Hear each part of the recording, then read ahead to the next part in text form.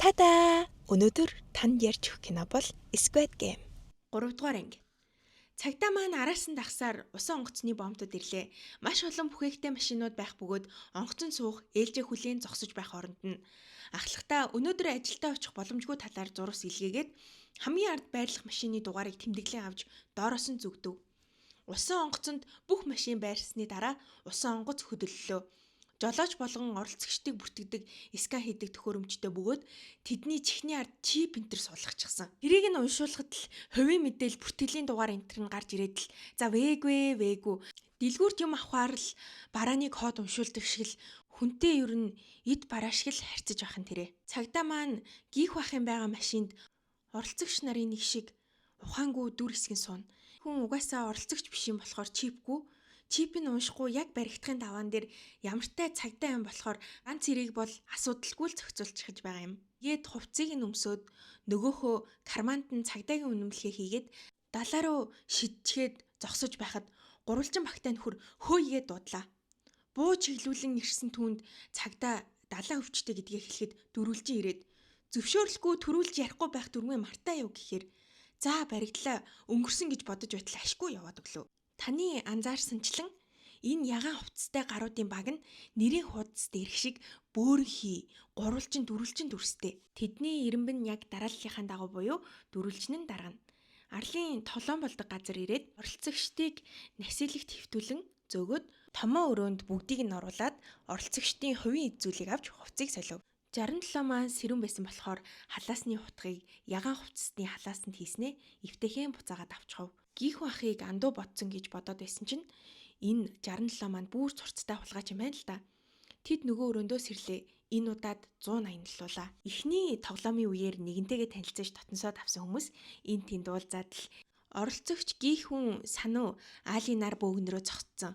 Гихүүн цэргийн найзууд дахиад уулзаж байгаа юм шиг лэн. Цэрэгт байдаг шигэ хамтаа хийвэл ямар вэ гэхэд нөгөө хоёр нь баг болохыг дэмжив.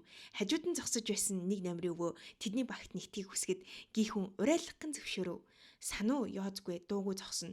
101 хурган баасгүй хідэн хулгайн байрын гаруудыг нэгтгээд багийн ахлагч болчихсон. Тэгснээ хүчтэй сэргэлэнг нь мэдэх юм болохоор 67-д нэг баг болох санал тавихад татгалзав.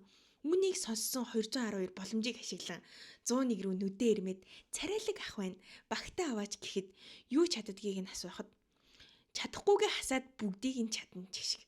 Сонирхолтой хариулт байна. Хоолны цаг болсныг спикерээр зарлахад 101 212-ыг багтаа авах шинжгүй ихэнтэйгээ яваад өгөв. Хар хувцасдгай дөрвөлжинд арал дээр ирээгүй 13 үнийг үргэлжлүүлэн ажиглан мэдээлж байх тушаал өглөө. Спикерээр өнөөдрийн ажил дуслаа. Бүх ажилчид өрөөндөө эргэж ор гэж зарлана.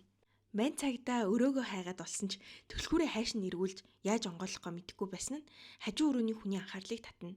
Цагдаа өрөөнд орж ирэхэд өрөөнөөс гарахдаа заавал багаа зүүн. Зөвшөөрлгүй ярих хориотой. Зөвшөөрлгүй өрөөнөөс гарч болохгүй талаар 3 дүрмийг тусгасан байлаа. Ягаан хувцснууд хүртэл тоглогчдоос тутахгүй 20-нд байгаа юм шиг л өрөө нь хүртэл камертай доороос нь дэш бүгдийг нь хинж байдаг бахнэ. Цагдаагийн хоол ирлээ. Бага тайлхаас өөр аргагүй болов. Их зурдаас нь камер харж байгаа биш. Манай хүн арай баригдчихгүй байлгүй дээ. Тэгтээ өөрөө камер байна да гэдэл нэг л чихтэй хараад өөрийгөө барьж хүчих гээд ах юм да. Унтах цаг болж гэрэл унтрахад хүнжил дотроо ороод утсан дээрээ эзгүй арал дээр ирсэн байгаа зэрэгээ тэмдэглэв. Хажуу талынх нь өрөөнөөс морцоор ханиалган сонсогдно. Тоглогч 212 шээс гойжлоо гэд хаалганы дэргэд ирээд орилж гарнаа. За дөрвөлжийн түүнд зөвшөөрөгдсөн цагаас бусад үед гарч болохгүй гэлээд цонхны алтыг ав. 212 би эндээ шээлээ гэд бөгсөө гаргачихсан сууж байхад гурвалжин хаалга онгоолгож өглөө. 67 хаалга онгонгууд ирээд хамтдаа 0 яв. 212 нууцаар тамхи хасаагуур оруулж ирсэн байх бөгөөд тамхи татах гэж л жүжиг тавьсан байв.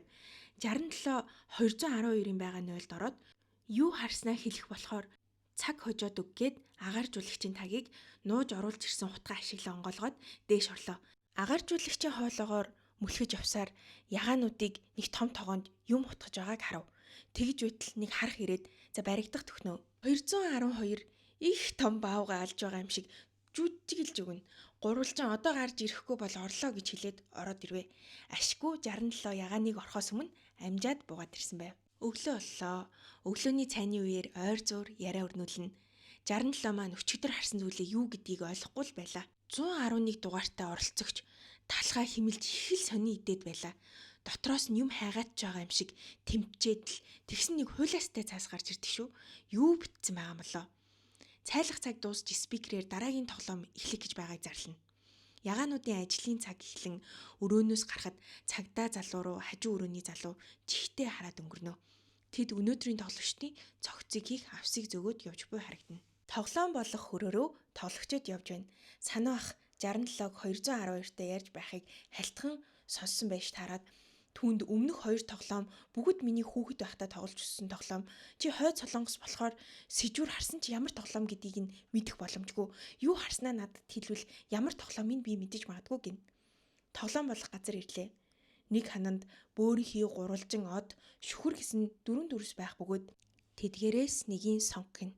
67 чихэр хайлуулж байхыг харсан гэдгээ сануу ахт хэлсэн ч ямар тоглоом гэдгийг нь санахгүй байсан бөгөөд эдгээр дүрсүүдийг хараад тэр ямар тоглоом гэдгийг нь санав. Гийх бах найзаасаа яавал зүгээр вэ гэхэд найз нь юу тоглохоо мэдсэн байж ч нөгөө хиттэй хэлсэнгүү. Тэгснээ нэг л яоцгүйгээр бүх өндгөө нэг сагсанд хийх хэрэггүй өөр дүрс сонгоё гин. Сануу өөрөө гурвалжинг айлын бөөрийнхийг сонгоход өвөө гийхэн нэг төрүүлж сонгох гэд мань хүн шүхрийг сонгож өвөөд одөлдөв. 67 санууд сэжүүрээ хэлсэн учраас мэдээж сануугийн сонгосныг сонгов. Дүрстэй хаалгууд нэгдэж тоглогчдыг урдаа байгаа хайрцагтай зүйлийг аваад бүгд авч дууссаны дараа доторхыг нээж харахыг хэлв. 2 дахь тоглоом бол 10 минутын дотор чихэр цолох тоглоом. Сонгосон дүрс чинь таны цоолж авах дүрс гэдгийг хэллээ. Хайрцгийн дотор өөрийнх нь сонгосон дүрстэй чихэр болон зүг хийсэн байв. Тоглогчид зүүнний үзүүрийг амандаа хийж шүлсдээд л багаар гадна талаас нэмтлээд л янз бүрээр үзэж гарнаа. Хамгийн ихэнд шүгэр сонгосон хүн дүрсээ хугаснаар буудулв. Буун дуу тас хийгээд л цогц нь гулсуураар гулгахыг харсан бүсгүй амархан дүрс сонгосон ч айсандаа дүрсээ имтлээд буудалчхав.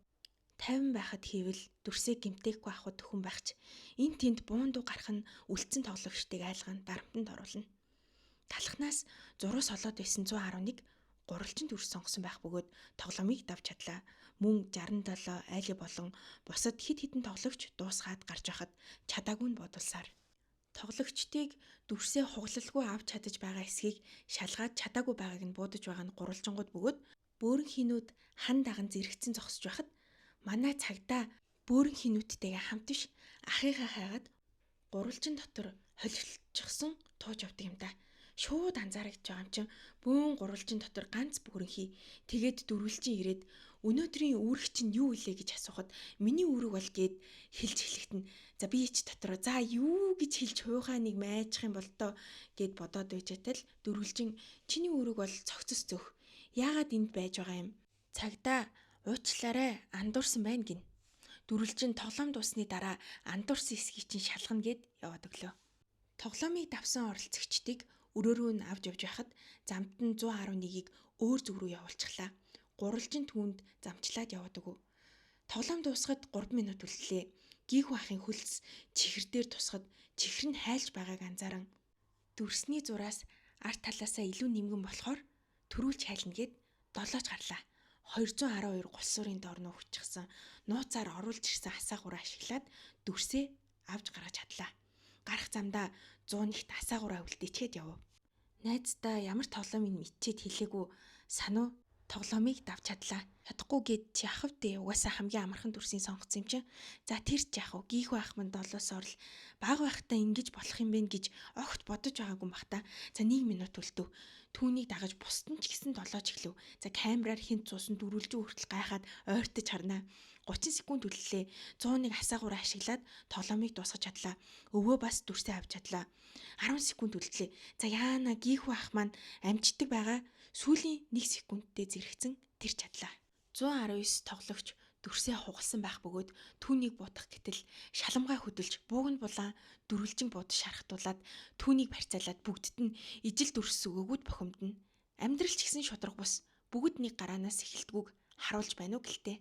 Дөрвөлжинг бага аваад эргээд хар гэхэд 20 орчим настай залуу байгааг хараад 119 түүнийг бодож чадсангүй. Угаасаа хүүхэн тодорхой болохоор өөрийгөө будаад өглөө. Дөрвөлжин царайгаа харуулснаас болоод хар хувцастанд буудуулан хөв.